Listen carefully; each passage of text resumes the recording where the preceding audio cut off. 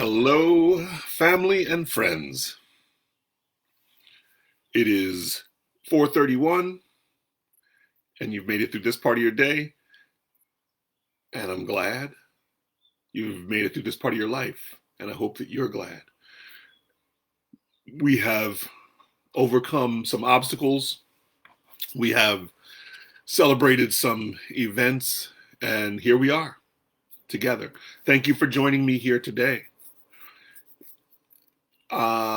Where to begin?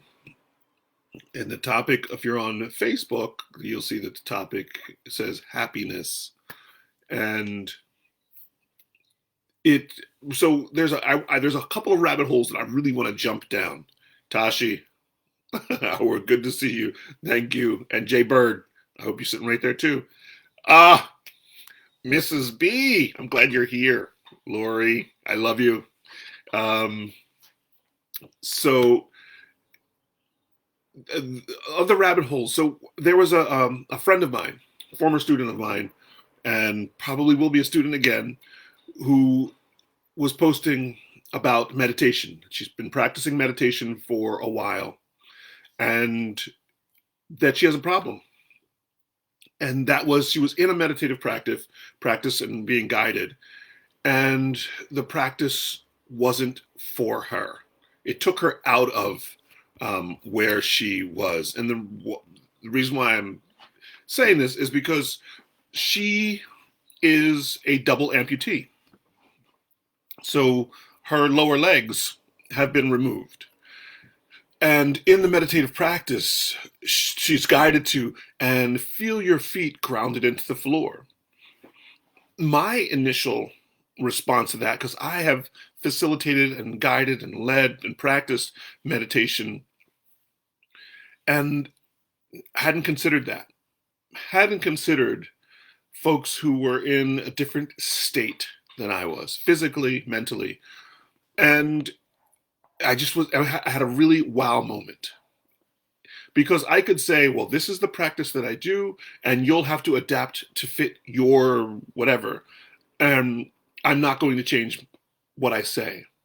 And I realized that I could work with anyone in my practice by just making the adaptation to and feel it through your extremities, the extreme extension of your body, which doesn't necessarily just mean fingers and toes. It could be if your arm only goes to the elbow, it could be at the elbow, or it could be wherever that space, the most extreme portion of your body is, and sending that energy out. Because also what I believed I was doing in my practice is expanding each of us beyond the physical limitations of our body. And by using certain things that snap us out, it actually draws us further back in.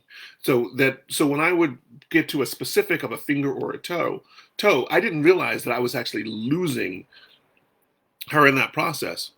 And the other part of that was there was a moment, a flash of the fragility of being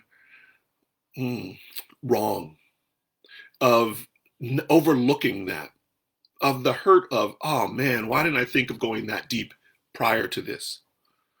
And that was a flash because immediately I went, how do I adapt? How do I bring her into my practice? How do I help her share this and make that space where I can continue to be effective in working with folks like Aaron, and and help them be part of this community as they are. So it's not about adapting them to be as I want them to be, but accepting them as they are and helping them to make this work in their way. And so this is not on the topic of happiness, but yet it is. Because in that space, one of those things that's necessary for happiness, one of those is to be heard. That here is a person who addresses a need and a concern. It's so easy to fight her on that and say, well, you're going to have to make it work. It's so easy to fight with someone when they tell you that there's a problem, to say, no, the problem is you. We don't have to fight. If a person tells you there's a problem, then and if you're in a position to aid in that situation, what is the problem and how may I help? Is a really important thing. What is the problem and how may I help? Because I'm talking about evolution, I'm talking about transition, I'm talking about the big changes of the world that is necessary. So I didn't go far from where I am of this huge transformative space that we're in right now. And happiness. Now, I'm throwing out happiness because we all know a little bit about happiness, but I'm only throwing it out as it's bait. Because what I really am looking for, and what I'm really hoping that we all find, is pure joy. Happiness is the fruit that grows on the tree of joy. And I have spoken about love and loving self, that also fruits on that tree of pure joy. When we are told that there's a concern, when we are told that there's a bigger problem, even if it doesn't affect us, especially if it doesn't affect us, if we turn a deaf ear to that and say, well, it doesn't bother me, it's not hurting me, then we've missed the mark. We are delaying a problem that we will face sometime in the future. This also brings up, I just read a post in Brattleboro here, or actually in statewide for Vermont, face masks are in use. Many people have differing opinions on the face masks of, oh, I don't want to wear it, or this, that, and the other thing. There's all kinds of information, misinformation. Well, there's an ordinance in place that it's mandatory, it's necessary. And there are some people saying, well, you can't take away my rights and make me wear this thing. And I just want to, I get all upset about that. Because you're going to fight about a face mask, but you're not going to fight about a life, my life. And I'm going to jump right into that. I'm going to jump right there. I'm going to throw down the race card. You're going to jump in and complain about not wearing a mask. Were you complaining? And this is a man who would be of the age. Were you complaining when we had segregated bathrooms and segregated drinking fountains? Probably not, because it didn't affect you. It didn't hurt you. When you choose not to wear that mask, it affects me. I am the compromised. I may look vital and strong. Been an asthma sufferer my entire life. Things that go in affect me in many different ways, and I really don't want a virus in there. And so this is the same thing when Erin posted about her not feeling in the space when people are dealing with extremities and talking about things. She lost her legs. They were taken because of an accident. This is the life that she has to live. I have brown skin. This is the life that I have to live. In tomorrow's world, what I'm looking for are allies who are willing to stand up, and lovingly address concerns that need to be addressed. For Erin's case, dealing with speaking in words that are inclusive, facilitating information and sessions that are inclusive, not exclusive. There's place for that, you VIP clubs and all that stuff. Go ahead, do your private thing. I don't go into everybody's house. But if you're going to do it in public, how are we going to be inclusive? Because that is a key to happiness. Now, I had written down these wonderful things when we're dealing with happiness. What are the things that we're looking, how do we accomplish that place of happiness? And I have 9 different things. And once again, when I list them off, there's not a hierarchy of what goes first and how that goes. And Alvin Tucker, thank you for being here. 1, goals. Setting goals. Having something to strive for. Having a reason to go past this moment to the next. Sleep. Getting a good night's rest. Sleeping well. That is a key. That's our place of recharge. Our physical place of recharge is sleep. Meditation, that's our mental place of recharge. Woo, pardon me. A mental place of recharge. When we sleep, you think, oh, your brain is working overtime. It's processing all the information that it had that without the body being involved. So finding time to meditate is really important. Doesn't have to be huge. You don't need 2-hour meditation practice. You can do a 5-minute meditation practice. And I posted yesterday for Marisa had some stuff that you can find. When I started out doing this daily process, I did a week long of meditations, different meditations. I will repost those on the Facebook, and I believe you can find them on Billosophy 101 on Facebook. So I will repost those on YouTube. Sorry. Also, Salam, thank you for being here. So we had meditation, exercise. No disclaimer on exercise. It doesn't necessarily mean you're going for the Olympics or you're trying to train for the Ironman. It could be walking. It could be sit-ups. It could be just leaning against the wall and pushing. It's exercise. It's getting the body to flow energy and blood through it is really important. So these are all key steps for happiness. Connection, our connection with each other, our human connection. In the spirit world, we're all connected. We're like water in the ocean. It all is connected. And when we step into these flesh bodies, these flesh bags that we have, we become disconnected.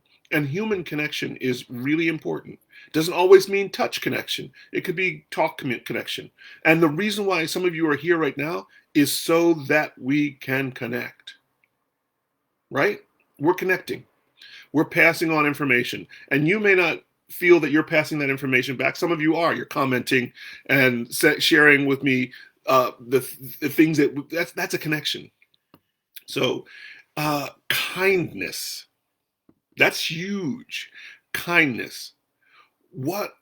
And the kindness is, so a lot of these other things, goals, the sleep, are all things coming in.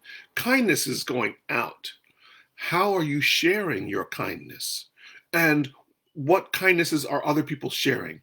And they're not always direct connections. And so kindness is a really important, is another step, and gratitude. You'll hear me when I start off each day. It starts off in gratitude. At 4:30, 4:31, I am thankful for being here, and I'm thankful for your being here. I'm also thankful for the journey that you are on that got you to this point. That's a gratitude. And your gratitude can be in many different ways of gratitude. And we'll get into gratitude on another one, because I'm going to go to each of these things. I will address them at different times, different sessions in my social media moments here. And savoring. Oh, not just savoring the food in your mouth or that meal in your molar. Savoring the events and the moments of life. To be able to savor those joyful moments, to be able to savor a sunset and see all the colors a year later, 10 years later, to savor the meal, that fabulous meal that you had. One of the things I did before changing all that I eat, I love to savor a creme brulee. I love creme brulee. It's out now because it's all dairy and all that stuff. And what I added to this list, which wasn't originally on there, was love. Both love for self, and so the love we accept and the love we give. Love. And the love we accept is how others love us and how we love others, but also how we love ourselves. Now, Ms. Bradner, you're going to have to go into more detail about the choice thing. I don't understand what choice is. Give me some choice there. Give me some clarification on that. So Lori Bradner had just put a simple comment, how about choice? And I'm not understanding where that refers to. So I'll deal with that in just a moment.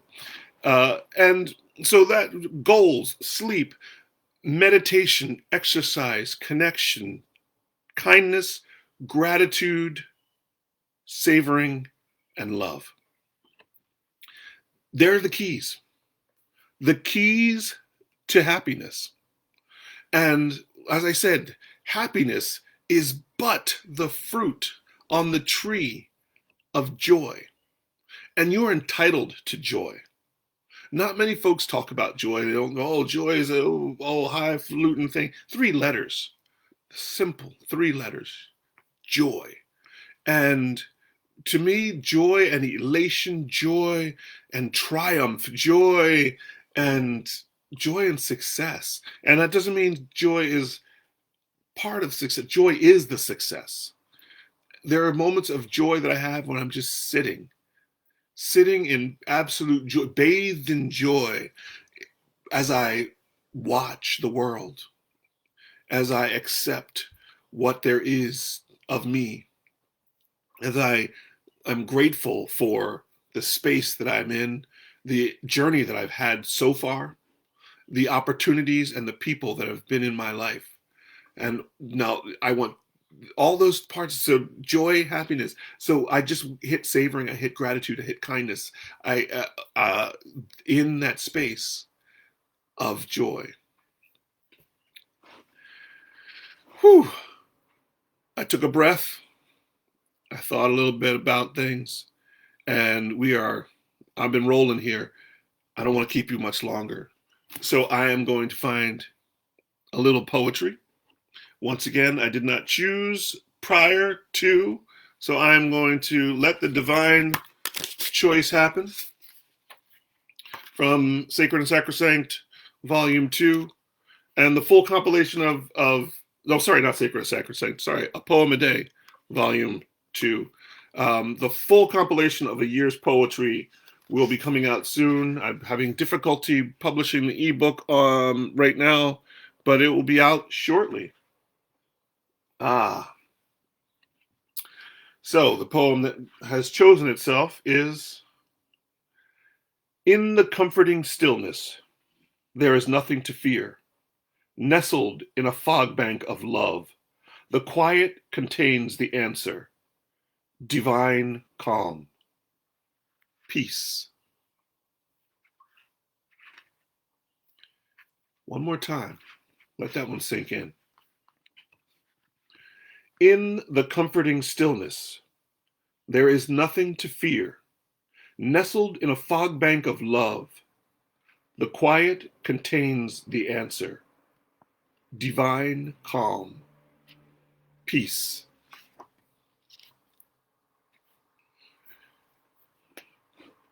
Happiness, joy, and all that is. This is yours. You're entitled to it. The struggle is real. The fight that we have so often is fighting the fears that we're given and we accept and we swallow and we eat and we think that it will nourish us, only to know that we will need more fear to sustain it. Love is self-sustaining. Love is a key part of the joy process. I'll call it a process. The happiness routine. When you have found it, when you have discovered it, you're going to realize that you're capable of anything. And when I say that, you're going to realize that the surroundings mean nothing when you are rooted in love and you know joy. You will be able to sustain yourself in hell when you know joy, when you love yourself. Now, it doesn't mean you have to stay there. Keep moving. As someone said, when you find yourself in hell, keep moving. No need to sit and take pictures. Get on out of it. Talk about it later. Keep moving. But it's easier to do that when you know yourself, you love yourself, and you have tasted happiness and joy. today, happiness. And also, when you are happy and contented in that love and that joy and that kindness, you are prepared to be an ally. You are prepared to be there as the helper, as the supporter, as the leader, as the change agent for a healthy, loving world, for a healthy, loving existence. Alrighty. I said I was going to go 2 minutes ago, but I got stuck on that. Love, happiness, joy. Thank you all for being here today. Thank you for this time. I'll be here until I can't be here every day, 4:30. Social media moment. And if you don't catch it, I repost or I put all this stuff up on YouTube afterwards, and it's up the Dreamer Station playlist, Philosophy. Alrighty, I think that covers it. Also, if you go to my webpage, it's also posted there as well, BillFortune.com. Okay, BillFortune.com. First thing that comes up, you'll see this. Alrighty, you guys have a great day. Thank you very much. I really appreciate this time that we have together, and I cannot wait. And yet, I'm enjoying this space. Cannot wait until we can actually embrace again, until I can actually wrap my arms around you and just breathe in your life and breathe in your space. Thank you so very much. You know the deal, right? Stay safe, be well, move forward with passion and purpose, and know that you are enough. Go ahead and say it. Come on, we're going to do it every day. Go ahead and say it. I am enough. Yeah, really love that moment because you are enough. Have a great day. Thank you.